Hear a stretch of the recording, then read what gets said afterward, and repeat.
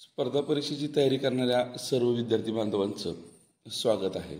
बुद्धिमत्ता या विषयातील नंबर सिरीज संख्यांची मालिका या घटकावरील हा प्रश्न आहे. याच्यामध्ये आपल्याला संख्या दिल्या आहेत 41, 54, 67, 80, 93 आणि प्रश्नचिन्हाच्या जागी कोणती संख्या येईल असं विचारलेलं आहे. पर्याय दिले आहेत 106, 108, 105 आणि 110.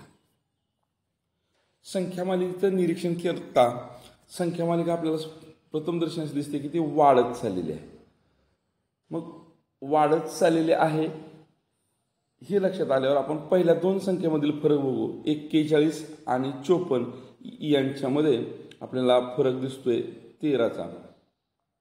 54 आणि 67 यांच्यामध्ये सुद्धा आपल्याला फरक दिसतोय 13चा. 67 आणि 80 याच्यामध्ये सुद्धा आपल्याला फरक दिसतोय 13चा. 80 आणि 93 याच्यामध्ये सुद्धा आपल्याला फरक दिसतोय 13चा. म्हणजे ही संख्या मालिका प्रत्येक दोन संख्यामध्ये 13चा फरक किंवा 13ने वाढत जाणाऱ्या संख्यांची संख्या मालिका आहे. म्हणजे 93 पासून पुढची संख्या सुद्धा 13ने मोठी असणार आहे.